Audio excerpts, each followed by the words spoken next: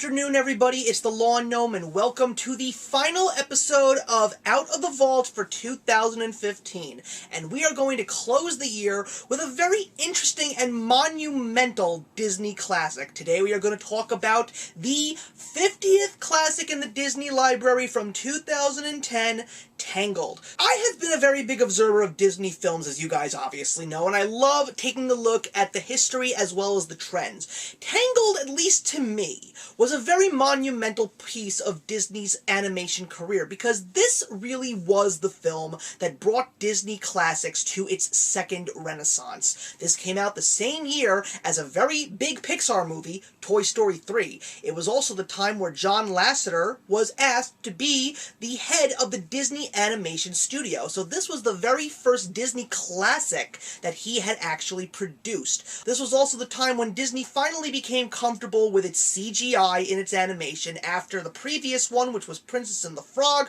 which of course was cel-drawn animation. There were previous CGI classics, but they never really seemed to do what Disney classics did in terms of magic. And Tangled pretty much decisively took that magic and brought it to a whole new legion of Disney classics that are now coming out in theaters today.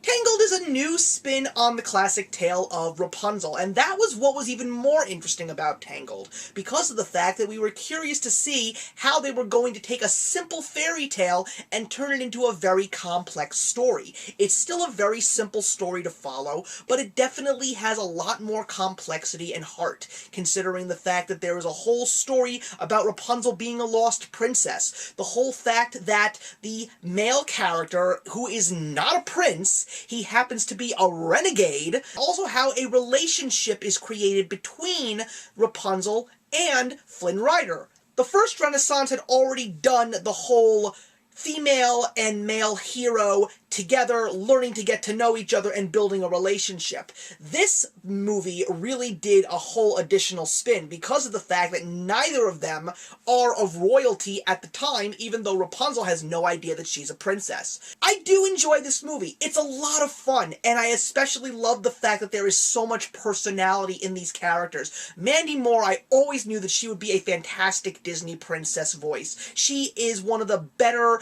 female vocalists and actors out there today, and she's very underrated as far as I can tell. Same thing with Zachary Levi. He was fantastic as Flynn Rider, and Donna Murphy was also fantastic as well. The songs are not as great as most Disney classics seem to be, although I will say At Last I See the Light is a fantastic song. The story is lots of fun. There's definitely lots of laughs to be held, especially when it comes to the animals in this film. I love Pascal and Maximus. Sometimes I feel there's more personality in the animals than there are in the actual humans in the story.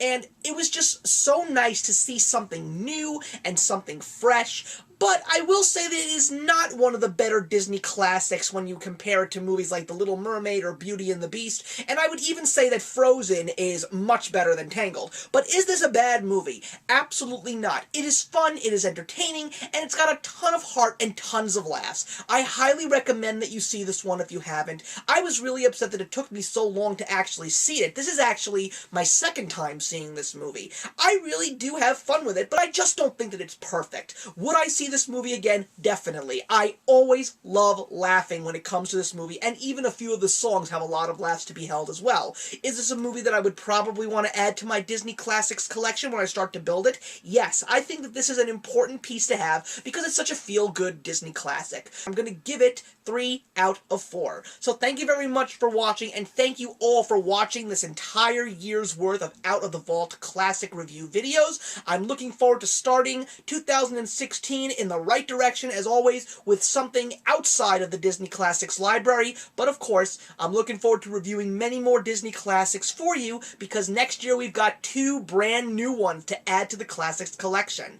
So for now, thank you always for watching, have a great holiday season, and actions speak louder than words.